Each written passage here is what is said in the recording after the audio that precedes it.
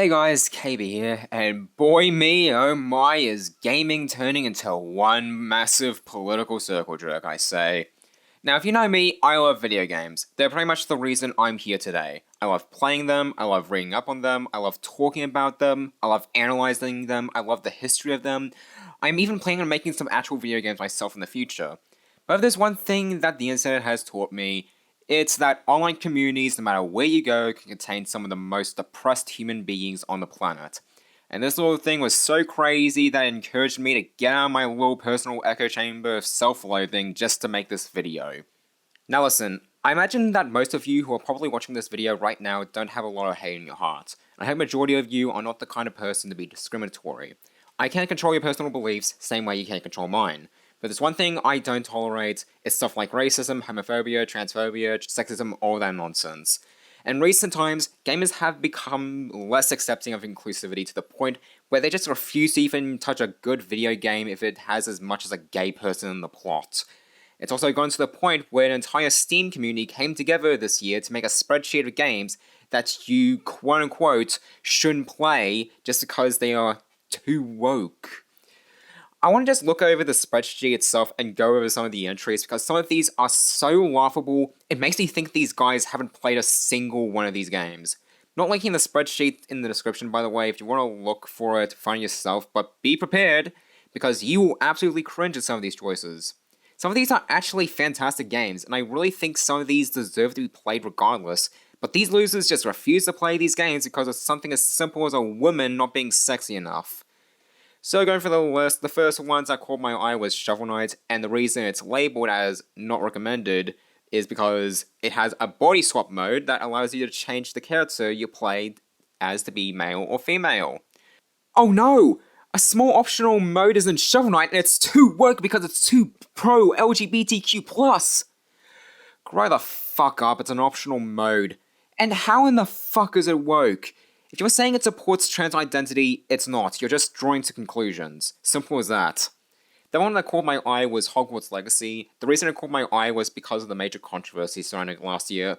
If you don't know, last year Hogwarts Legacy was being called to be boycotted by the trans community because of it being a Harry Potter game, and JK Rowling has been under fire for the transphobic shit she's been saying. Let me quickly get this out of the way. As someone who grew up on the Harry Potter series, J.K. Rowling is a piece of shit human being, and she should lose absolutely everything she has, Harry Potter included, because she's so unbelievably insufferable, and supporters who are aware of what she's been saying but choose to support her anyway are just as bad as she is. Just throwing this out there so people can at least see my perspective on her. Back to Hogwarts Legacy. There was a call to boycott the game because of ties to Rowling, but it ended up backfiring as it became one of the most popular games on Steam's best-selling charts for the year. I'd argue that it got more sales because some bigots just wanted to own the libs, if you get what I'm saying there. But even then, there was some ire over some things like the first actual trans character in the series that people hated because it kept the tradition of Harry Potter characters having their names being stupid and possibly offensive to some. So I assume that's why the game is on the list, so creditors do, but I'm shocked that these people would put a Harry Potter game on the list when same kinds of people would have likely bought the game. Some of the other games like Tekken 8, Power World, Street Fighter 6, and whatever are contained in the list just because they have body types in the game that replaces biological sex and character creation. Ah yes, this was totally never done before. It's too woke because boy or girl options are gone. You absolute fucking baby. It's basically the same thing. You can still choose to have biological sex in the game if you really want to. These kinds of options are there for a reason, for those who want to feel more connected to the character they make. And I doubt anybody who plays Tekken or Street Fighter would care that much about a character creation element. I think they just want to have a traditional fighting game experience. Let's go to some more familiar territory here. Portal 1 and Portal 2 on this list. Portal 1 is labeled as recommended because it contains no woke content because of the vague storytelling, so fair enough I suppose. But Portal 2 is labeled as informational because of anti-patriarchy messaging. And the reason for that is just because, and I quote, all male characters are portrayed negatively and are less competent than the female character. Oh, these dumb fucks have not played Portal 2. Was Wheatley being a massive idiot really enough for them to say, oh, it's informational because Wheatley is male and it might say all males are incompetent? Bruh, that's Wheatley's character. Of course he's an idiot. That's a part of the story. Don't act like GLaDOS isn't portrayed negatively either. She's portrayed as villainous in the story, but you can sympathize with her in some ways because of her backstory. And who the hell actually cares about that? It's still a good story in my opinion. I'm biased towards Portal 1 and 2, but I seriously believe these guys have not played Portal at all, or if they have, they're just reaching too far into the plot. They also include Among Us in the game because they give players the option to get pride flag templates. Absolutely based of Innisoft in my opinion. Also, cry about it, nobody truly gives a fuck about that when playing Among Us. If you hate it that much, guess what, it's optional, just don't equip it. Go to a private match with your non-woke friends if it bothers you that much. One that I also saw is the Yakuza franchise being on there because of RGG Studio, including pro-LGBTQ+ messaging in the story. RGG Studio is a Japanese studio, and a lot of Japanese studios have supported LGBTQ+, and guess what? Yakuza fans don't care. I know somebody who is a Yakuza fan. He laughed his ass off, and he said these guys don't deserve to play the games. And I agree. If he cared this much about that in a Yakuza game, even if it's something like a simple sub-story that is slightly pro-LGBTQ+, and if it really takes away from Majima kicking a drunk man's ass as a thug, then that's an issue with you, not the game. The weirdest one to me is Quake 2 being on the list. You may think, a game from 1997? Why is that there? And the reason is because this is a remaster by Night Dive Studios and Machine Games. Which, by the way, they did a fantastic job with both this and the original Quake remaster. And the reason it's informational is because there is a rainbow flag on the pod where the player comes out in the first mission. It does state it wasn't in the original, so I'm glad it clarifies, but who the fuck actually cares? The game is still the same game as it was from the 90s. Nobody who plays Quake 2 would just give up on it just because of one small detail in the game that has a pride flag. Both Undertale and Deltarune are not recommended, but the reason they labeled them that way wasn't just because of the relationship between Arthas and Undyne, though it has been clarified in the Undertale segment, but strangely not for Deltarune, because I'd argue there is more gayness in Deltarune, but because of both games having non-binary characters. That fucking shocks me. Why the fuck do you care about that?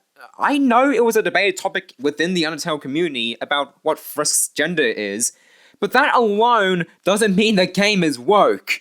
Also, Undertale fucking slaps, cry about it. The last one I'll end on is DDLC because I have an obligation to comment there since I've been in the DDLC community for a long time. DDLC is on informational because of the game's third act.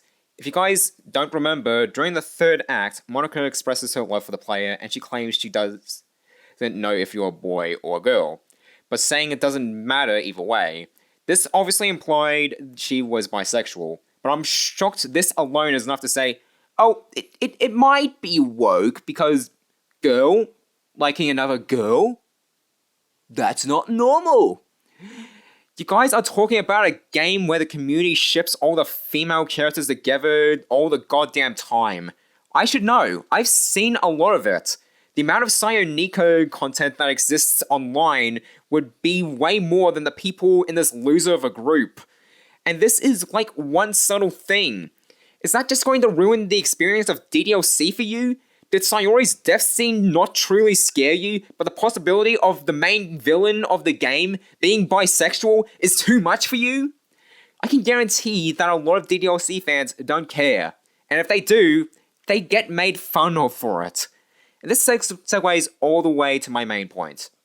These kinds of communities are just only formed by a bunch of people who let political discourse get to their heads, and they truly believe somebody who is gay or trans is truly a threat to society, or they're just a political grifter that just wants to make everybody miserable. These guys don't care about gaming. They just want to gatekeep the industry, which is no different to how SJWs and feminists tried to gatekeep gaming just because of something simple as Mario saving a princess, and how it's too offensive because women not strong enough. We've gone from being upset over games not being inclusive enough to being upset that games have inclusivity. I'm not an idiot. I know some games go way too far with this kind of stuff, but I feel like a game is too woke because of a major character being a strong woman is ridiculous. By that logic, the entire Metroid franchise is woke because Samus is a strong independent woman, and I haven't seen anybody talk shit on her. Women in gaming have to be seen as heterosexual sex objects to these people for them to be satisfied. But I'd argue that a lot of older games have woke elements these people have just started to complain about recently. I can't think of any off the top of my head, but if anybody wishes to give some examples, feel free to comment them below.